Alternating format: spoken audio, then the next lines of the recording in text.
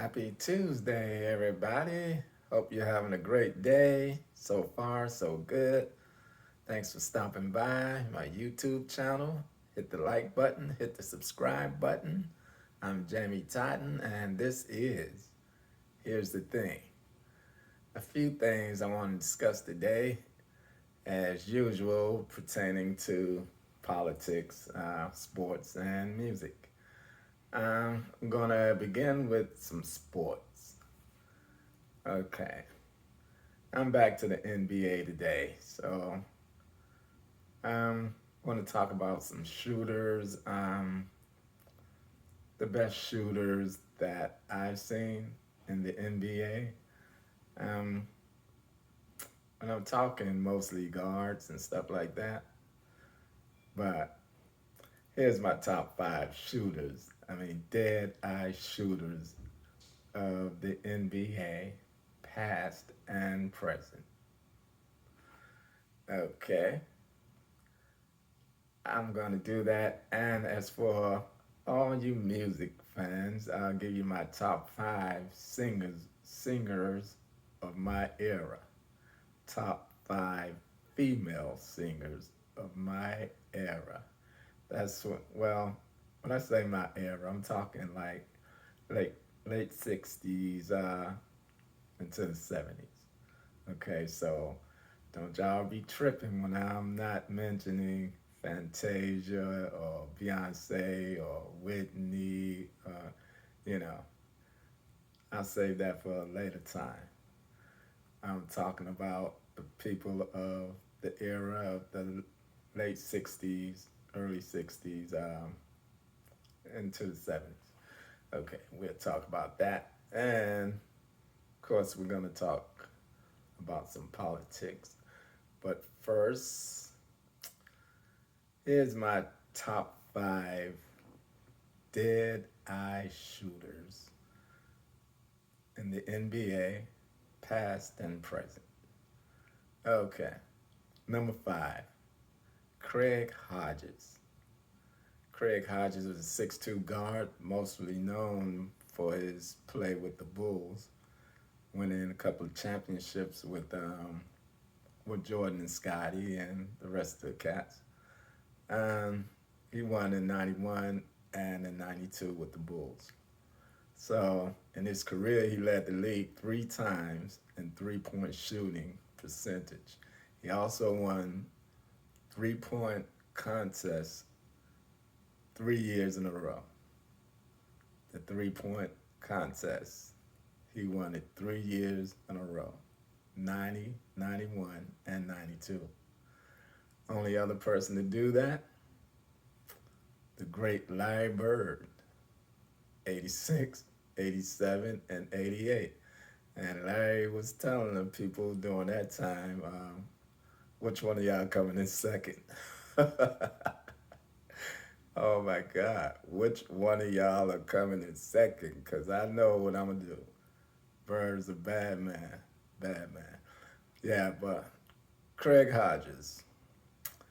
However, he was blackballed because of his relationship with Louis Farrakhan, the Honorable Louis Farrakhan, and his complaints about prominent NBA players not using our voice enough to speak out against social injustice.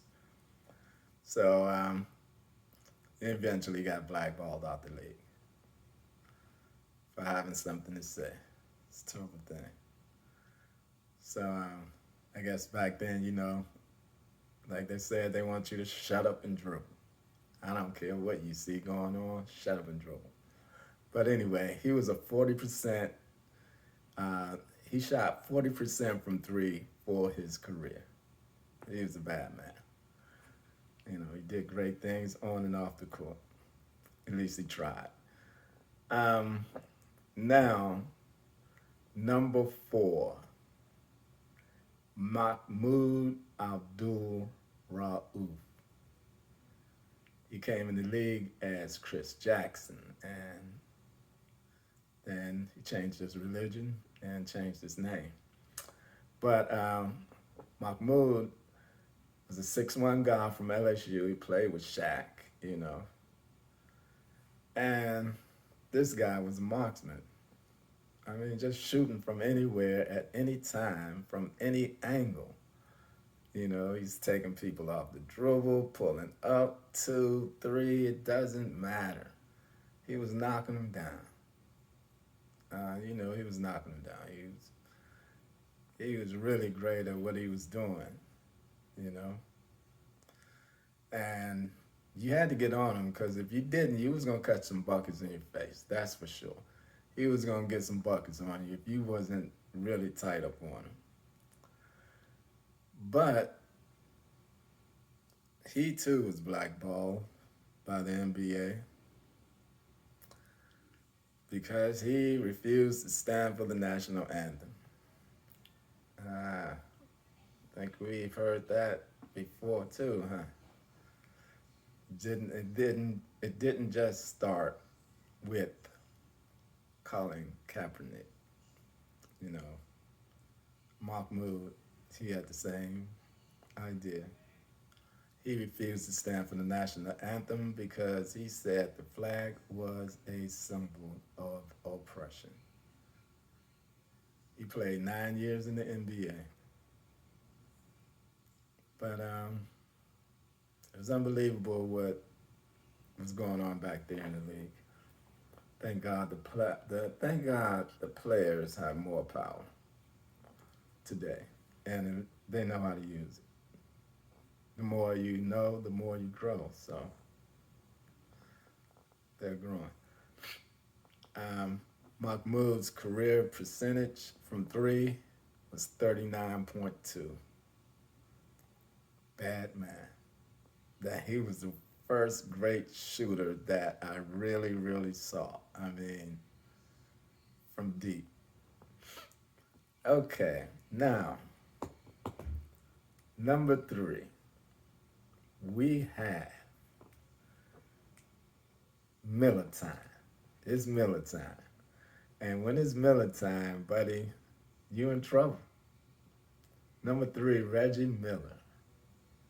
6'7" guard, pretty much was the first that I saw with a lethal three in his arsenal. You know, he was shooting them from three because I think because of his slight frame, getting to the hoop was causing him some serious bodily harm. They was taking him out. So he had to do something. And what he did was develop one of the greatest shots ever. He was shooting them down. You know? Ask Spike Lee. Ask Spike. Reggie scored 8 points in 9 seconds in front of Spike Lee in New York against the Knicks.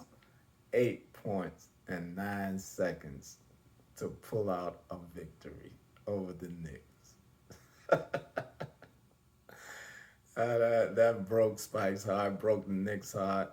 Oh, God. That was pretty tough. Reggie, career from 3 point, his 3 point career percentage is 39.5. Yep, 39.5. Miller time. I used to like to see him and Jordan when they went up against each other. Of course, Jordan got him in the end.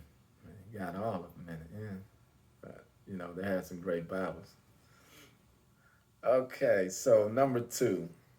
Number two, I have Ray Allen. 6'5" guard. Not known as much for his time in Milwaukee, but for his time in Boston, where he won a championship, and then for leaving Boston to join King James in Miami, the Miami Heat. And so, he hit one of the biggest threes in the NBA history to tie a game and help lead the Heat to a championship. And some claims that that shot saved LeBron James' career. That's crazy. Uh, that is crazy.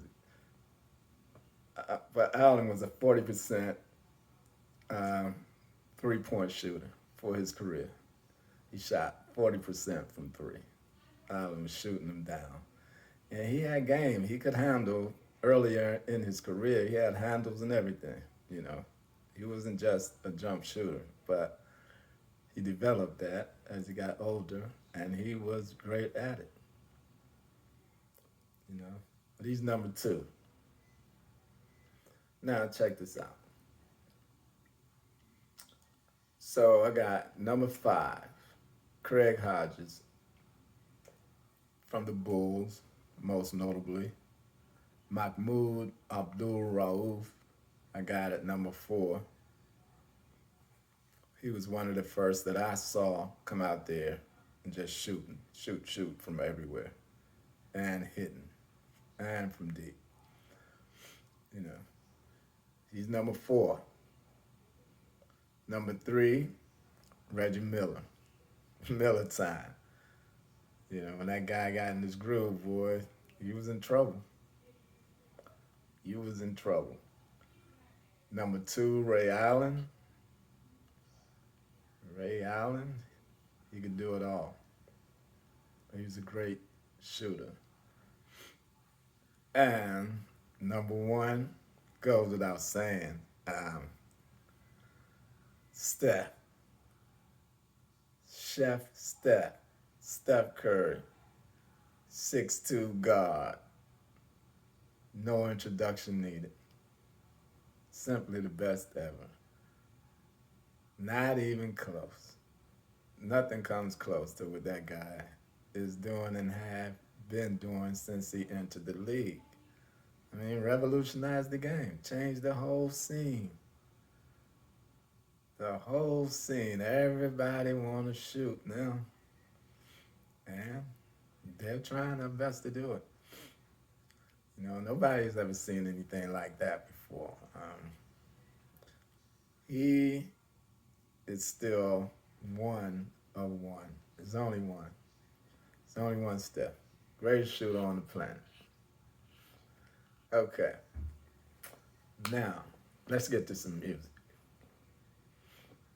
My top five female soul singers from the late 60s into the 70s. Okay? From the late 60s into the 70s. Okay. So, number five, Phyllis Hyman. Now, if you haven't heard of her, now you have. So check her out. She's everywhere. Her music is everywhere. Check out Phyllis. You know, she's got a calming voice. She can get down with the best of them. You know, she can sing. She can,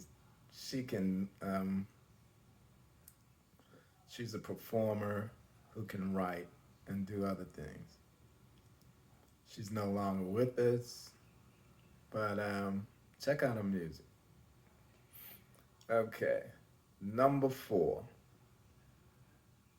the funky Chaka Khan. You know, Chaka had and still has one of the most unique voices ever I've ever heard. And some of the notes she hits are really unbelievable. Rufus was one of my favorite bands, you know, and she was leading them until she left. You know, nobody can hold her voice back like that.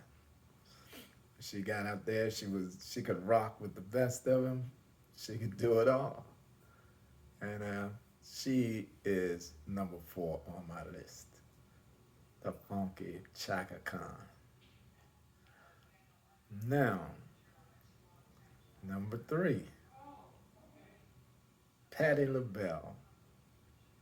So, a lot of people forgot about Patti LaBelle and the Bluebells. Patty had a real funky thing going on in the beginning. Then she went solo, as most do. And with that voice of hers, there's just no stopping her, you know. She can do whatever, and she can sing. She's number 3. So she's number 3 on my list. Number 2, Miss Gladys Knight. What can you say? Nothing can be said. So Gladys Knight at number 2. So let's back it up. Number 5, Phyllis Hyman. If you haven't heard of her, go to YouTube, go to anywhere you can and listen to her. Very great songstress, as they call them. She was great. Okay. Number 4, the Funky Chaka Khan. And you know, you can listen to her anywhere. Rufus or solo stuff. She's number 4. Number 3, Patti LaBelle. Number 2, Miss Gladys Knight. And number 1, drum roll, Riri, Aretha Franklin. Now, who could argue with that? Who could argue with the godmother of soul, Aretha Franklin? Oh man, she has one of the greatest voices that God put on this planet, man. I mean, so soulful, soulful, full of soul. Yes, she was. Rest in peace, Aretha, Riri. Okay, that is it for that one. Now, I'm going to close with a little bit of politics for the day. Before I go, I want to say this. Pay attention to what's going on in Georgia. They're trying to fix the election by denying results of the election, like they tried to do with the fake electors last time. This time they hope to pass a bill that would allow anyone in the legislature to deny the results of the election. So open your eyes and open your mouths if you need to say something about something. If you got some information that needs to be put out there, put it out. And the closer we get to November, the more roadblocks they're going to try to throw up. So you got to stay on top of things and don't let your guard down, and have a great rest of your day. Talk to you tomorrow. Peace. Hit the like button, hit the subscribe button.